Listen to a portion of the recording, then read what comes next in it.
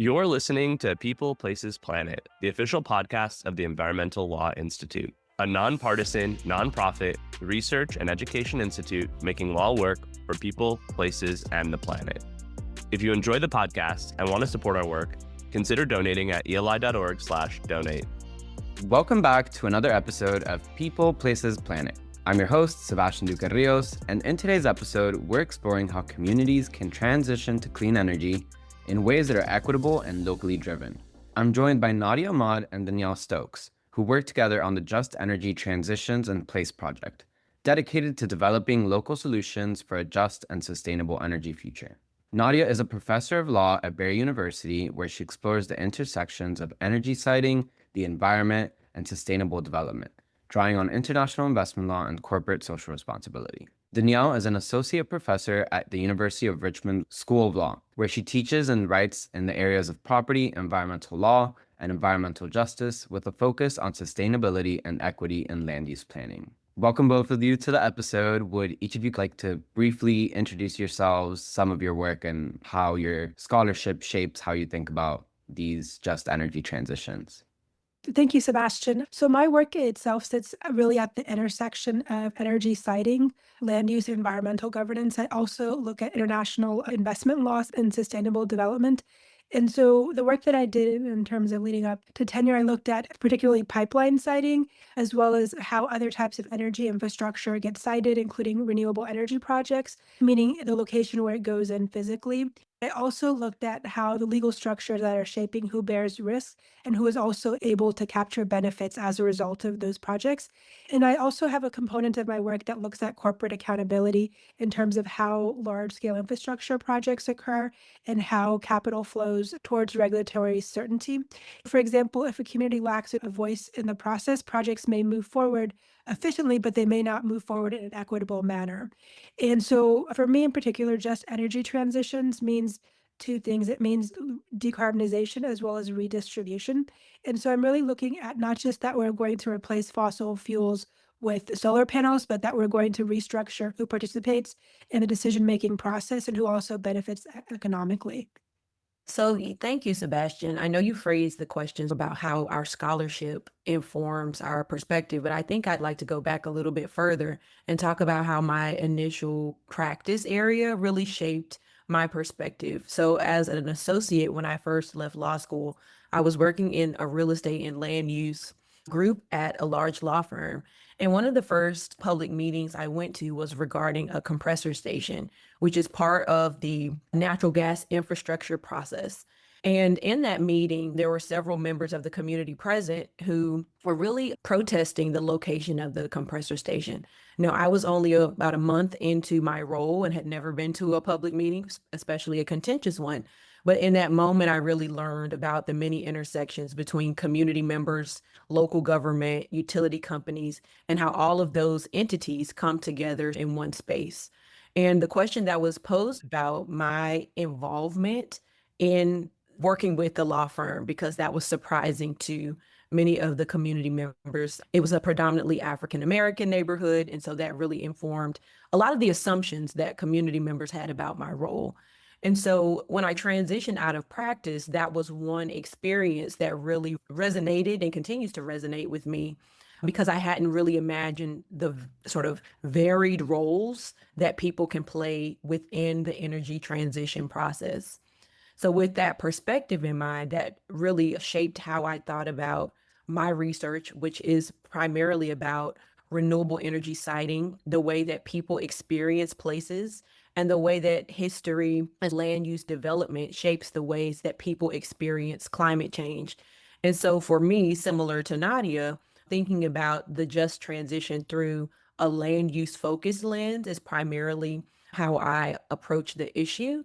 And I would also just say it was about a year after I had transitioned into academia that I met Nadia and we started this Just Transition in Place project. And so I think that timing was also very close in time to my practice experience.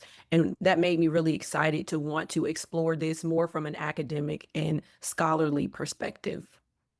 Thank you both. And I think the meaning of what we mean by just energy transitions is actually a really good place for us to start this episode.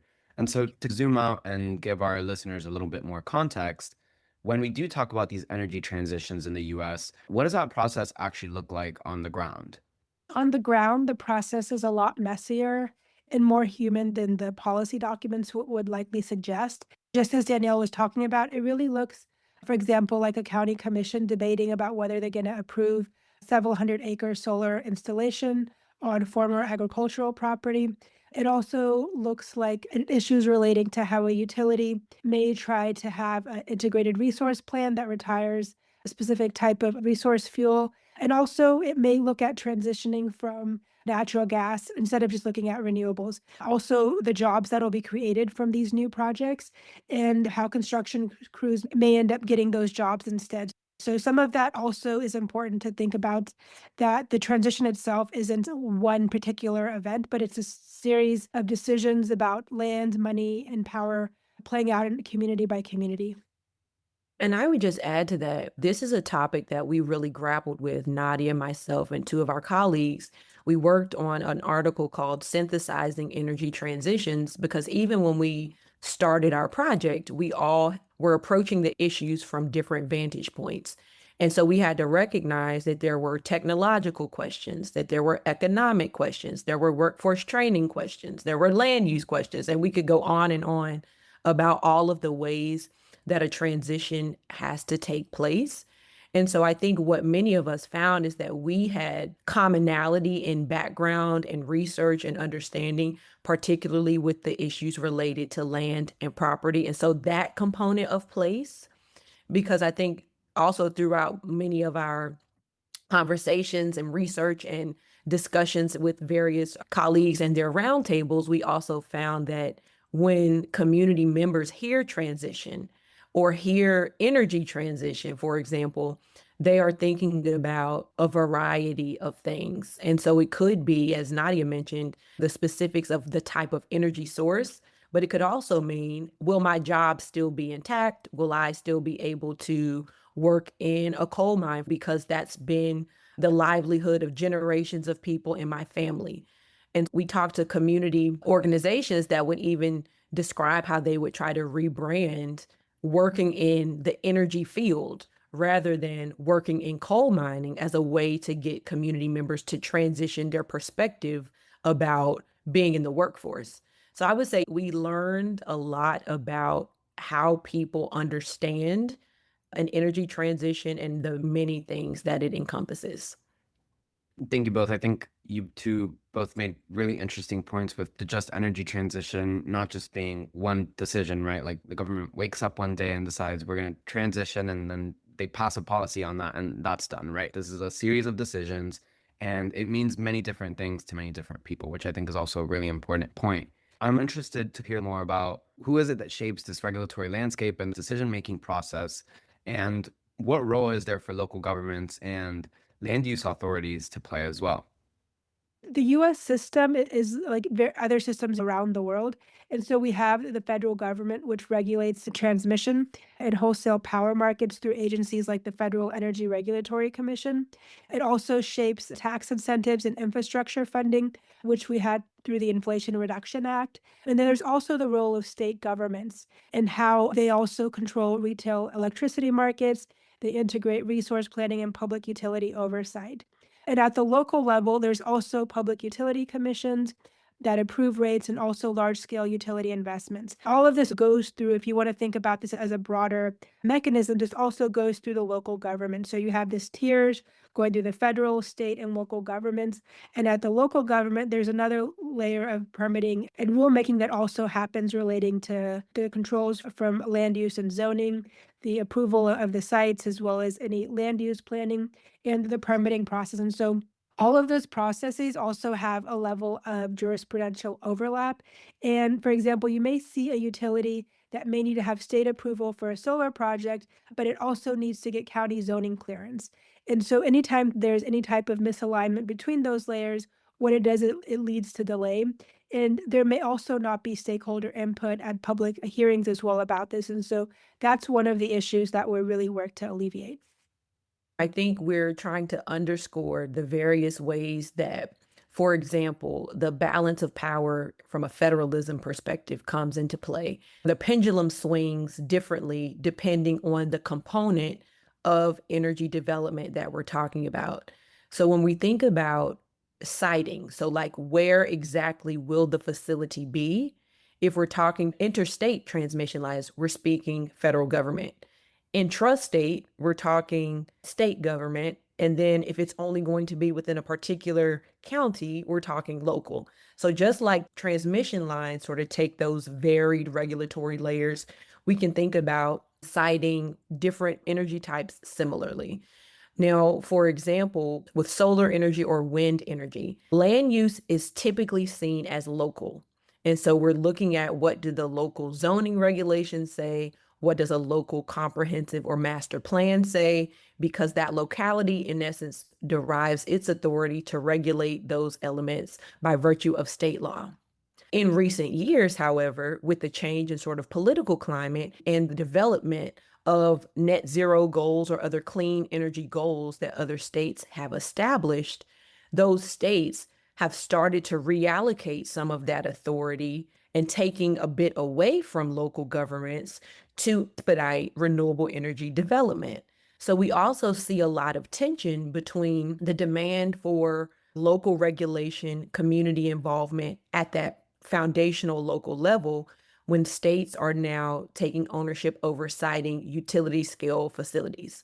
So renewable or wind projects that are over 25 megawatts, 50 megawatts, states are designating an expedited permitting process to do things like avoid these delays. Now, part of the challenge with those new regulatory developments is that it moves the decision-making authority up to a higher level, which means that the likelihood that a community member will access that higher level might decrease. Now, what we've seen in some states, places like New York or Illinois and Michigan, is that there are built-in mechanisms that require some element of community engagement or involvement. And so it seems as if states that have an awareness or a desire to shift towards cleaner energy, some of those states are also seeking to preserve community input. And so there's a lot of push and pull in the strategy to try to deploy renewable energy, and different jurisdictions are taking different approaches to preserve the ability for the community to provide input. But to your original question, how do localities or what role do localities play? From my perspective, they play the biggest role because they will either proactively pass zoning ordinances and land use plans that specifically include renewable energy development, or they make it more difficult for renewable energy to be sited there. When we're thinking about a just energy transition, for example, the decision to treat renewable and fossil fuel energy sources similarly often suggests something about that jurisdiction. Some choose to treat them differently. And so there's a lot of ways that local government can tip the scale, or state regulation can tip the scale depending on the state's incentives. Yeah, that's really interesting. And it actually reminds me of some work that I've done here at ELI around composting and land use, where how a municipality zones composting facilities can be the difference between a thriving community program and a completely impossible initiative. That reallocation of authority that you're describing feels similar in that way. And it also reminds me of a situation in Michigan that I think is a good example of that tension playing out in real time. In Michigan, the state decided to close down a power plant that was powered by greenhouse gases and was then ordered to not do so by the federal government. So the situation where a state moves to accelerate its energy transition and then faces federal pushback. But zooming out from that specific dynamic, I'm curious how all of these actors together, utilities, state regulators, local planning authorities, shape who actually benefits from these projects and these decisions. Well, I will go back for a second to your point about Michigan and the balance of power and the way that incentives are used, or carrots and sticks are used from the federal level in an attempt to have states move in a particular direction. For example, Michigan is allowed to set the scope of its clean energy goals and development strategies for the state of Michigan. that could be frowned upon by the federal government. And maybe that means that certain carrots are not provided or certain sticks are used, but that doesn't deter Michigan from advancing the interests as defined by its legislature, which was defined by the constituents who voted for that legislature. So if we think about it in that vein, it may be more difficult to build stronger coalitions or to move the needle more quickly, but that doesn't deter the state from acting. It really identifies the benefit of coordination and collaboration between state leaders and the way that regional decisions can be made when there's a negotiating willingness between states that are similarly situated. And similarly with local government officials. So like there will be mayoral councils that will do things like have climate trainings or climate initiatives that they all sign on to. So there is still a lot of movement in the energy transition vein at different scales. And I guess to your point of who benefits from many of these decisions, when we think about lobbying and different industries and the ability to influence regulation and policy, that same sort of ethos, if you will, plays out at the local level. Some of the limitations with community involvement is often that the most marginalized community members have the least time and capacity to participate. So their voice or their perspectives are not as loud or are not as numerous. And so thinking about how can policies be structured where there might be greater outreach or obtaining a certain number of community member input or a percentage, I think those are strategies that governments can employ in order to get perspective from a larger swath of community members. But each of these sort of planning processes, it's twofold. Do community members get to help identify the process by which that entity will move forward with the plan? And then once there is a decision about a plan, will community members also have the ability to help with any outcome determinative? So there's a lot of opportunity for additional community involvement because these decisions do impact community members. But it's also important to recognize that the capacity for the community members that are often most burdened by decisions is much lower than other community members. And I wanted to also add there's a couple instances where we've seen communities really stand up and push back against some of the issues relating to energy and land use development in their communities. The first example I wanted to give, which wasn't actually part of our study, but was something that I was involved in earlier. A student had told me that there was going to be a county commission hearing in Osceola County, which is where Kissimmee is in Florida, about coal ash that was going to be transported and dumped there. And what was interesting is that this coal ash had actually been transported over from the island of Puerto Rico onto the mainland because the communities there had protested it. And so what happened was tens of thousands of tons of coal ash, which is a byproduct of burning coal that can contain arsenic, lead, and other contaminants, had been designated to be shipped off the island for disposal in U.S. landfills.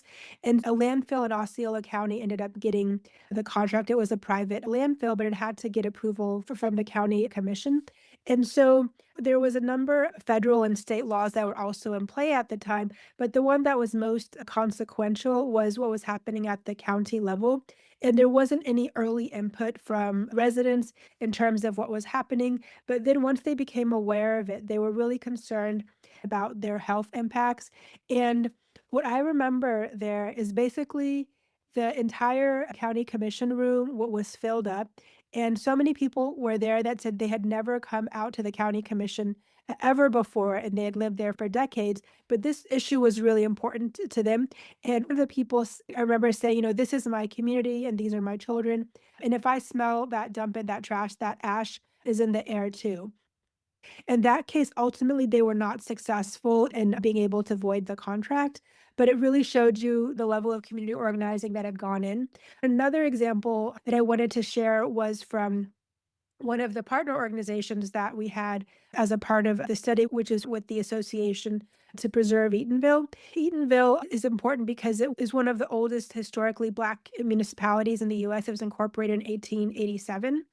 And it's also recognized as the home of one of my favorite writers, Zora Neale Hurston. And it really shows an example of what a post-Reconstruction Black political autonomy looks like. And so, for the purposes of land use and how it impacts zoning as well, the land ownership was really important because being able to own property is really foundational for self-governance. And for having municipal control over zoning also has been tied to autonomy as well. There's been back and forth over several decades about this property that was owned in Eatonville and in terms of what was going to be done with it. And so there was really a back and forth about how this property may actually be sold off to developers. The Orange County was also ready to sign off on the deal. And then there was really like this last minute, what are we going to do? How are we going to stop this deal? And so essentially, it ended up being on the CBS morning news show on Sunday morning. And then all these people, when they were called out for really supporting this deal, they all switched their positions very rapidly. I think it was within a few days, the whole deal, everybody just walked away from it. I think it shows you as well, like how public organizing can be successful. But I think it also is a cautionary tale because without being able to clarify intentions and being able to negotiate publicly, there's also some concerns that how the bargaining power isn't equal. And so even small municipalities, they can assert influence if they really are able to mobilize and go work around a historical narrative, as well as be able to bring public scrutiny to projects. I think that's really important because it really shows you to the issue that Daniel was raising about the power imbalances that can exist. Thank you, Nadia, for those two really poignant examples. Moving on to discuss a little bit about the project, could you tell us some more about the Just Energy Transitions in Place project that the two of you are working on? What motivated the project? What are some of its goals? And what are some of the major findings that have emerged so far from your work? Thank you, Sebastian. This project is a multi-institutional, multi-state project. And so Danielle and I also have a co-lead of the project who is Elise Harrington out of the University of Minnesota and Viola Jacobs, who's working on it from the University of Minnesota.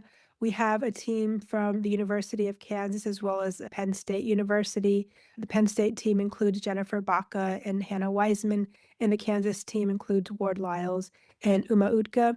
This is really just such a tremendous honor to work with this group because we were all just so aligned in how we thought on issues and also in terms of the different levels of expertise and skills that we had. Like Danielle and I have a background in law, but we also had policy planners as well as geographers on the team. So I think that really helped to give us a different level of skill set in terms of how we worked. So we conducted a series of interviews in Florida, Kansas, and Louisiana, as well as Pennsylvania. These were stakeholder interviews, but we also deployed mixed methods in terms of looking at GIS strategies and tools. And in fact, if you go to our website, which is called jetplace.org, we also have a number of models and tools that are available there. And so we've built out literature about energy transition initiatives and different vignettes. And one of the things that was done by the Kansas team was building out a tool on Esri's ArcGIS about how to empower communities and developers. They had really mapped out over 100 counties within Kansas exactly what the transition would look like and what was required for local governments and communities, planners, and developers for being able to do that development. Thanks, Nadia. It was a really wonderful opportunity, especially at the time when we began this project. I was a junior member of our faculty, is young in my career. So to really be able to learn from some of the phenomenal people on our team was just a great opportunity. And we were able to integrate a lot of student engagement so that students had access to learning about these topics and developing their expertise in the sort of energy transition realm. From my perspective, I would say that one of the last projects that we worked on when we did a interdisciplinary assessment of how we all thought about place and identified land as a defining feature for each of us. And so each team of law, geography, and planning identified sort of what's our role in the way we perceive or conceive of place. And so we thought about law as a jurisdictional boundary, geography as identifying land and its spatial connections, and then planning as developing the spatial connections within the jurisdictional boundaries. And so we talked a lot about how place is cultural and experiential. And so Nadia mentioned some of the vignettes that the Pennsylvania team conducted. And those are really cool, the way that the team interviewed various stakeholders. There were sliding scales of perspective about agricultural land use, solar development, and the various cultural indicators that you may not have expected from similarly situated people. And so I think we were able to observe that there were so many components that influence whether or how people understand or experience an energy transition, and specifically renewable energy development. One of our teams in Louisiana, even in talking about energy in that context, it was often around the petrochemical industry and other sort of polluting facilities, and the way that there might be opportunities for renewable and other development, but that the jurisdiction is really entrenched in other energy sources. And so just, I guess, having the opportunity to understand how communities that are situated in different areas have different exposure to different energy types, have different connection to energy types, it really underscored the work that place was doing, even when we articulate energy transition. I thought the teams did some great work around producing tangible outputs with the Kansas GIS development, but also in doing some story mapping and really helping to understand the way that lived experience helps us to understand the way people choose to interact or not interact with local government processes, with development processes, and the willingness to engage around issues that people are very passionate about, because many of these conversations evoke feelings related to political choice, to thoughts about democracy more broadly. That's a really important point, Danielle, and it connects to something I wanted to ask about more directly. Beyond the specific history with industries like petrochemicals, there's also a much broader history of urban planning decisions such as redlining, highway constructions, discriminatory zoning that continue to shape how communities experience and engage with these processes today. Did that deeper historical distrust or disengagement come up in your research? And how does that legacy carry over into the way that communities participate or don't participate in energy transition decision making? I think that some of the anecdotal discussions, especially with the Louisiana case and the community roundtable dialogues that team had, that there were tinges of those decisions that would come out. And I would just say more broadly that these sort of historical components, while we talk about them maybe in an academic or a more educational discussion, we talk about them with redlining as the concept, but community members don't necessarily know to say, oh, this was a redlining issue.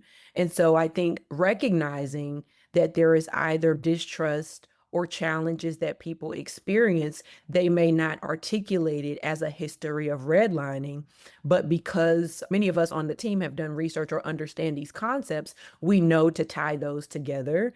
And so I do think that's a very important component of doing this work, is being able to connect the issues that community members are raising to past sort of structural and systemic decision-making processes and planning processes. So from my perspective, it was definitely a aspect. I wouldn't say that it was a large component of our research conclusions, but there were moments when people would articulate certain challenges that can be linked back to historic harms. And I would just say, in addition to that, there are a lot of local governments and community organizations that now work together, recognizing that harm. For example, I was looking at Boston's heat resilience study a few weeks ago, and they expressly acknowledge that there's a history of developmental decisions that have led to disproportionate burdens and impacts, and that the communities that are the hottest are the communities that were disrupted with highway development, that those communities are now feeling climate change more intensely. And so trying to get community to understand the sort of cumulative nature of these decisions and the cumulative impacts that result, I think there's an opportunity to have more informed conversations so that community members, when they are articulating their position, can do so in a more meaningful way. And I would also add to what Danielle mentioned about how the communities are going to feel the impacts first. So, one of the partner organizations that we worked with was the Association of Florida Farm Workers. The workers also form part of what is the Coalition of Immokalee Workers. They have organized workers directly. They've been involved in several types of negotiations. And so, for when we talked to interviewees in that group, we found that solar transition or solar panels were not top of mind, but there were other issues where it was important. So, for example, there was a definite concern about heat stress and the concerns of not being able to have adequate cooling mechanisms, and also concerns about utility payments as well. And there was a number of power imbalances that also exist. And so, in terms of the issue of heat exposure, there's an increasing number of hot days within Florida. And so that also has a health impact in terms of illnesses that can come as a result of heat. And so a number of the farm workers, they didn't have any guaranteed access to shade. And so they had to make sure that they could also work to organize for a scheduled cooling breaks, as well as having hydration protocols available. And so none of those would happen unless they were mandated by specific employers. And Florida also doesn't have any types of state level heat protection standards, which has been adopted in other states, including California. So I think we should also consider how farm worker populations are among the first populations that are impacted by climate change, and they're really at the front lines of it, but how they're really not included in this conversation more broadly about just energy transitions. And they also face a level of economic precarity in terms of if they face retaliation risks, if they report any types of violations for unpaid overtime, or any other types of concerns that they are raising. And so there's also concerns about pesticide exposure and how this also serves as a threat multiplier, and it impacts also heat stress. There's also conditions relating to housing conditions. And another interesting takeaway we had is that there was a distrust of those who were selling the solar panels, because in some cases, a few bad apples really made it difficult for others. And so if one person had a bad experience with a solar panel installation, then they would share that information with others. And so they felt as if there wasn't information on how to buy panels in a way that can be trustworthy. And even especially in the political climate right now, there's also fears of like deportation risk, along with other types of unsafe working conditions. And so all of these look at the broader structural pattern of labor and land use and how they're really tied together, and how we have to think about these issues very concretely in the energy transition. Nadia, that's a really striking example of how structural barriers compound one another. And it's worth noting that Florida hasn't just failed to pass heat protection standards for workers, but it has actively preempted municipalities from passing their own. We'll come back to Florida specifically in a moment because there's a lot to unpack. But first, I want to talk about incentives because they're one of the primary tools governments use to drive clean energy adoption. Think federal tax credits, direct pay provisions, state solar incentives. How can those incentive structures be designed with equity in mind so that they're not inadvertently reinforcing the same disparities that we've been talking about? So, what I can say is, I am not a policy person, right? I'm an idea person, and I leave actual policy implementation to those who are much better trained in that vein. What I will say, or my sort of thoughts about how to maybe avoid incentive structures that have disproportionate negative impacts on marginalized community members, is really taking inventory of the long-term impacts of financial incentive or other incentives. So for example, gentrification often comes up when we think about, oh, if we make this community greener and cleaner, does that mean that community members who are there will be displaced? And so I think thinking about policy incentives with that potential end in mind is an appropriate tool for those who are in the policymaking space and being very clear about possible outcomes. I think that's a way to be mindful of the ways that incentive structures can have negative impacts or unintended consequences. So I think that would be my perspective, is to recognize that if we're wanting to shift towards more robust energy structures and energy systems, if you will, recognizing like there are consequences and thinking very clearly about who will bear the brunt of those consequences, and is a policy incentivized in a way that will necessarily impact the same communities every time. And so for me, that's what I think about when I'm thinking through or assessing policy structures is, was community impact a consideration in the modeling, or was it an exclusively economic model? Did health considerations come into modeling? So just how do we develop incentive structures that are more robust and dynamic and not exclusively economic centric? I would also add to that, I think when we look at incentives, we're thinking about the current incentive structures that are in place. And some of the states, I think they, particularly Florida, are not really incentivizing in the right way. And they're also, I think, before we can even talk about incentives, we have to think about political will as well in terms of being able to move some of these projects forward. But I'll give you an example actually in Wyoming. Early in my career, I studied wind farm development in Wyoming. And Wyoming is historically known for natural gas and oil production. And so over there, the communities, which is primarily ranchers and large landowners, they were less concerned about having renewable energy because they were already used to this one type of energy. And so the community expectation was towards fossil fuels, and they saw that renewable energy in the form of wind was actually antithetical to their way of life. And so, in terms of being able to do the structuring for the agreements, and the goal was to build this large wind farm, and the Chokecherry Sierra Madre wind farm at the time was going to be the largest wind farm outside of China in the US because there was a certain spot in Carbon County, Wyoming, where they had the best velocity and speed for the wind. And it was similar to like what you would see out on the West Coast in Oregon and Washington offshore. And so even when you have the right incentive structures and even the economics make sense, the community may be resistant to it because of their own expectations. And so even if you have the incentive structures in place, they won't work. They won't work in Wyoming or even Florida like it would in, say, Germany.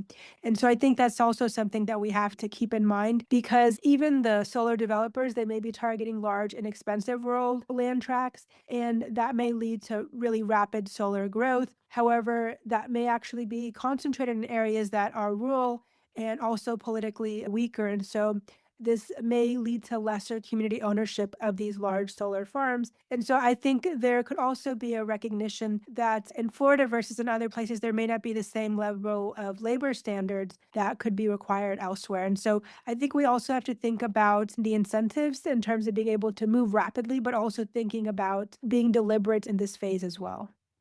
Fantastic. Thank you both. So Jet's research really emphasizes this place-based model and notes that successful transitions really aren't one size fits all. So what does it mean in practice to design energy transitions around place, such as local conditions, infrastructure, and community priorities?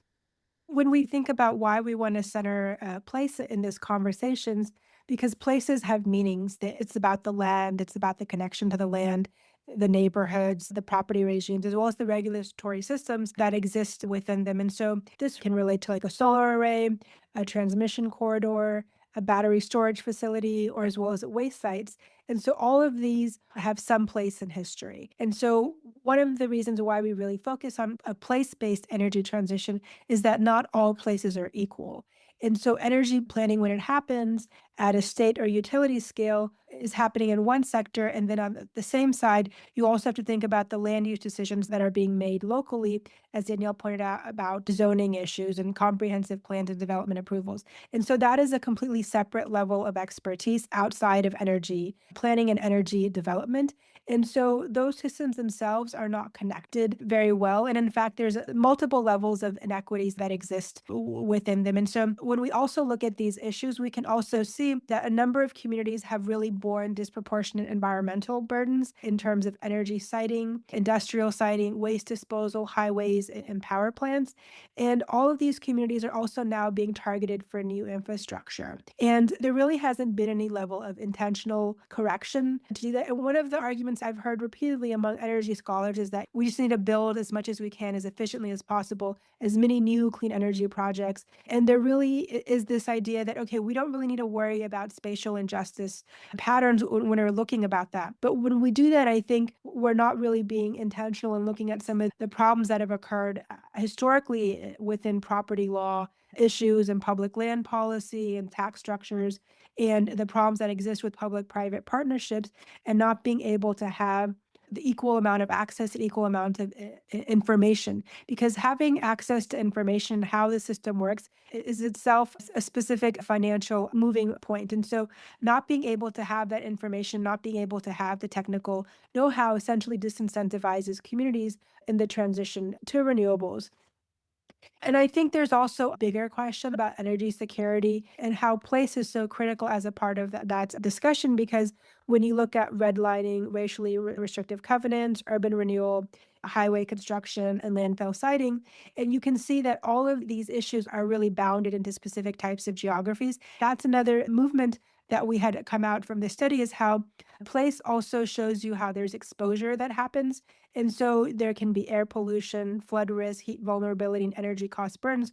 And not everybody bears those costs equally. And so why do the same communities have to really be burdened again? The answer to that is because place also determines who has power.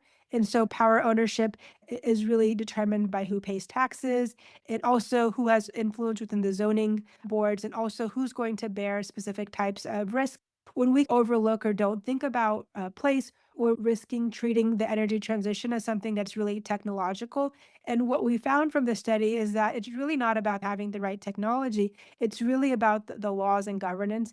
And it also has a level of reconfiguration of land, power, and wealth. Fantastic, thank you. Now, I want to take a moment before we move on to briefly define two terms that are going to come up in our conversation. A power purchase agreement, or PPA, is essentially a contract between an energy buyer, like a municipality, business, or utility, and a renewable energy developer, locking in a stable price for electricity over a set period of time. A public-private partnership, or PPP, is a broader financing and governance arrangement where a government entity collaborates with a private company to fund and deliver a public project or service. Both of these tools are relevant to how communities and governments can finance and advance clean energy development. With that in mind, I want us to take a closer look at one specific place and how these tools, along with the existing structures and relationships we've been discussing, play out in practice. That place is Florida, my home state, and Nadia, I know yours as well. So what are some of the policies or market structures currently shaping the energy transition in Florida? And what are some of the biggest structural governance challenges? So right now, there's a bill that's going through the Florida legislature that I wanted to talk about. Essentially, this bill, it would ban net zero policy statewide. So not just at the state level, but even the cities and counties that have already incorporated them, it would take it away. And so this is problematic because these cities and counties have already been working to try to set up these plans, and this bill would essentially prevent local governments from imposing any taxes, any penalties or emission caps on greenhouse gases. This is something that's been happening since 2024, and the Senate already passed the standalone tax bill last week. And so the similar language is already in the Florida House right now. And I look around the country, and other states are really moving forward. And in Florida, we're really just taking steps backwards. And I think we have to really question what the goal behind this isn't really about improving the quality of life and well-being of Floridians, but it's really about making sure that fossil fuels and the large utility companies are able to have a strong grip on the utility sector and to minimize any transition that happens going forward. And then thinking about power purchase agreements, at the conference that we held last October, which Danielle had also been a part of, one of our PhD students who was part of the project, Zach Goldberg, he said that perhaps because he was showing how the PPPs worked in Pennsylvania, he spoke that maybe Florida can be the example where it shows how the PPPs don't have to be included as a part of the process. And so I hope that he's right. He was being like optimistic in saying that. But it's not just that the PPPs are a contract, they're really the financing mechanism. And without them, a lot of renewable energy projects aren't going to be able to be built. Even like within the electricity markets that you have, the PPAs can also be signed with renewable energy developers and the utilities between corporations like data centers and solar developers, as well as between municipal governments and third party providers. And so, what this does is it gives the buyer a stable electricity price, and it also gives the developers a really predictable revenue, and it reduces the risks for investors as a part of these projects. But Florida has a really unique regulatory environment in that it has vertically integrated utilities. And so you have these investor owned utilities that are essentially controlling generation, transmission, and retail service of electrical services. And so any third party sales of electricity are legally constrained. And all of this is also done with oversight from the Public Service Commission in Florida. There's essentially like a limitations on how any third party PPAs for rooftop solars could exist in residential markets. And this essentially impacts how the solar electricity can be sold directly to consumers. Fantastic. So in the case of Florida, if local governments can't adopt net zero targets and they can't freely use PPAs or power purchase agreements, what are some tools that do remain available to them? So there isn't an incentive mechanism. The market isn't prepared to handle it. And there aren't the economic incentives for it like you have in other states. And there also isn't the de-risking for investors. And there isn't the straightforward path for revenue for the vendors. That's why it makes it structurally very difficult to move forward. Even though it's called the Sunshine State, the sunshine is actually very hard to harness as a result of these structural mechanisms. What I think gives me hope is that, for example, at one point in Georgia, Georgia was the number one state in new solar installations at one point, and it didn't happen because the Georgia legislature said, let's do this. It was because the communities themselves organized around climate issues. And so you saw the advent of the climate voter. That really made a difference in Georgia. And I think moving forward, when we see in Florida, you have these acute natural disasters and climate crises, especially because of hurricanes and inland flooding, this is going to really make people think twice about maintaining the status quo. When a hurricane comes through and wipes out electricity for 1 week or even a week and a half, it really impacts the economy as well. So I think it really forces people to ask harder questions about why are we not having solar? So, given all of those structural constraints, I'm curious about what solar expansion actually looks like in practice in Florida right now. If community driven procurement models and third party PPAs are off the table, is the growth of solar essentially dependent on investor owned utilities? And what does that mean for who controls and who benefits from that expansion? So the current situation is whatever system that you purchase, you have to be able to connect it to your grid. You're not allowed to have any micro grids or be off grid at any point in Florida. So any system that you purchase would have to be connected to an existing utility provider. And in this scenario, where is there still room for policy innovation in Florida, whether it's through state law or local land use authority, resilience planning, or other forms of procurement strategies to advance equitable clean energy development within some of these constraints? I would just say that in Florida, if we really want to move solar forward, we're going to have to incentivize it from a private environmental governance standpoint in terms of negotiating directly with not necessarily utility providers, but the third party providers and making sure that they can move forward. And I think you're going to see also more creative financing that's done by financial services lenders with making this more possible. And so I think that would probably be the way forward is private environmental governance. I think that especially if the law passes for net zero targets, it's not as if the solar providers are going to be moving out of state. They're just going to have to think of better ways to be able to penetrate the market. And I think I would just go back to Nadia's point about political will and the ability to actually get movement towards renewable energy or cleaner energy sources. And I think where there are economic incentives or an economic case can be made, that alleviates some of the political constraints where economic modeling or business practices or cost savings can really move the needle. And I think, particularly in Florida, that is probably the path of least resistance in making the business case for the energy transition. But then I would also say we still have to consider willingness of community to want to participate, to engage, to vote in alignment with some of these policy choices. And I'm not certain that when we're thinking about who we're voting for, that the energy transition is a component of that sort of priority list for people. So I would just say recognizing that our political choices are often an important piece, particularly when there are both local and state levels of authority that help to determine the energy future. Fantastic. Thank you both. Before we close out, I also wanted to talk about an incentive that was around for the past couple of years, the significant clean energy incentives created by the Inflation Reduction Act, which included direct pay provisions for public entities. As we talked about, the pullback from some of these incentives certainly creates challenges for implementation and funding stability. And so, how should local governments evaluate these risks when they're relying on federal incentives, when designing their long-term energy strategies? And maybe particularly in Florida, how does the pullback from these federal incentives and their instability further constrain communities that are already facing limits in terms of what other policy or regulatory tools they can pursue?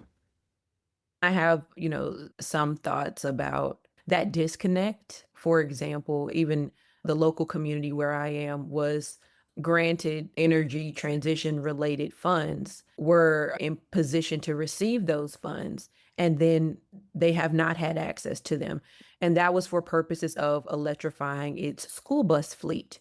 So, for example, localities then have to make new choices where those funds are no longer available from the prior choice.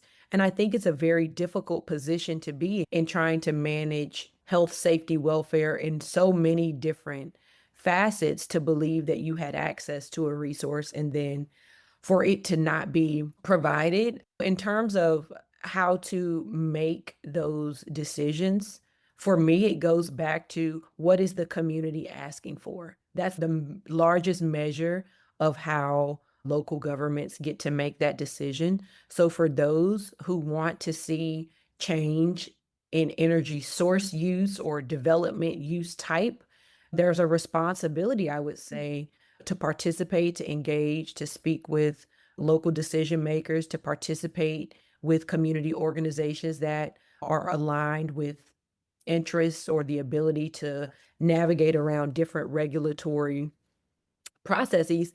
But I also recognize that people have limited time and resources. So I think that when we think specifically about place, it is recognizing that at any given moment, the thing that is incentivizing community participation can change.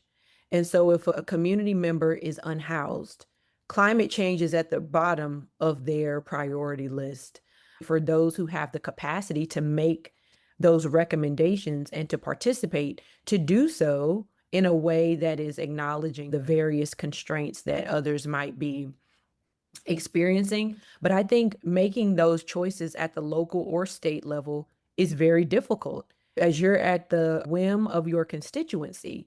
And so I think the more that we can have those tough conversations to recognize trade-offs, to recognize that there are winners and losers in every situation because of those trade-offs, and intentionally choosing different allocations of winners and losers, I think that's really an important feature when we think about incentives, at least in my mind. Yeah, I think it's important because you're right. It's a really difficult conversation to have. And when we also think about the Inflation Reduction Act, it was just a massive piece of legislation that gave over $300 million to clean energy projects. And so to really just see that dissipate with the one big, beautiful bill, which took away a number of the incentives within the Inflation Reduction Act, the goal wasn't just to basically repeal it or take it away right away, but basically smash it within having an accelerated phase out and make it a lot harder to be able to meet with the compliance burdens and the specific types of eligibility windows. So I think that's an important thing to recognize is that you can destroy something without actually destroying it. You just make it very difficult to be able to achieve. And also for me, like I can generally be very nice, but sometimes when I'm really ticked off, I can really go off. And so our congresswoman at the time, she was not supportive of the Inflation Reduction Act. And so wrote an op-ed in the local paper and even went to protest at her office for it. And so I think that it's like if you want something, you really have to also fight for it as well, kind of stepping away from the academic hat. But as a person, as a mother, I think that this is really about our future and the future of our children as well.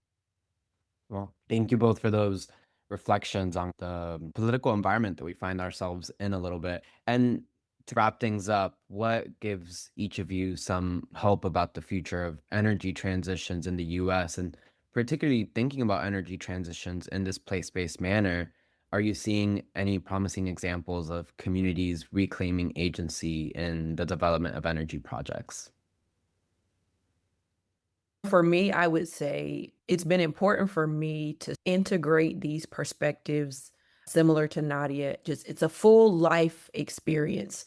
And so while we have the good fortune to do research on these issues, we also have the ability, skill, expertise, and willingness to engage with other community members, with community organizations, with local government. And for me, that's a very exciting way to go forward and to be optimistic, to know that there are youth groups and youth ambassadors who work alongside local government because they care about the future. They care about climate change. They want to live in a world where people consider these issues. That gives me hope and some optimism about what the future could hold. And I think the ability for individuals who want to take more active steps in their own personal lives to do things. We've mentioned composting or putting solar panels on their homes. The fact that there is access to information that will allow people to do that, even if it's not at the scale that we would like, to see that people are continuing to make those choices gives me a sense of optimism, but also the fact that within the academic sphere, we're still able to have conversations and to study and to research and to move forward with an academic focus about things like place, about things like the energy transition. Even in sort of the political climate that we're in, that gives me hope that I have a generation of students who will be able to talk about things like the energy transition. One of the things, unfortunately, that works for us is that the environment is not getting cleaner on its own, that climate is not improving on its own. And so, especially in Florida, environmental crises, these are not going away. And what I think, if you look back historically, during the first 2 years of the Reagan administration between 1981 to 82, there was this big push for rapid deregulation of environmental rules, like to really move away from compliance. And so they worked so well on that. The next few years of the Reagan presidency were actually led by a rapid level of environmental development because they had taken away so many environmental laws that it led to a severe level of environmental pollution. And so communities pushed back against that. And so I think we're going to see that as well, is that by not doing anything about the environment in terms of protecting it and really putting in place clean energy infrastructure, we're actually doing a disservice to ourselves, but we're also creating an environment where there's going to be pushback. And so these problems are actually make it easier to move forward on these issues just as a natural mechanism. Fantastic. Thank you both so much for joining me today. It's been a pleasure conversing with you and getting to know a little bit more about both your project and the important place-based energy justice work that is happening in communities across the country. Thank you so much. Thank you. And thank you, listener, for joining for another episode of People, Places, Planet. The work that Nadia and Danielle are doing through the Jet Place project is a really important reminder that the energy transition isn't just a technical or economic challenge, it's fundamentally about land, power, and who gets a seat at the table when these decisions are made. And I think the place-based framework that we've discussed today gives us a much richer way to think about what equity in the energy transition actually looks like on the ground. For our listeners, if today's conversation sparked something in you, I'd encourage you to explore the JetPlace project at jetplace.org, where you can find research, tools, and resources connected to the work discussed today.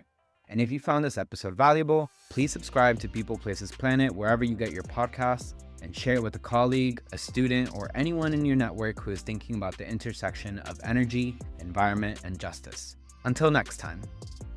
Thanks for listening to People, Places, Planet, the official podcast of the Environmental Law Institute. Our work wouldn't be possible without the support of people like you.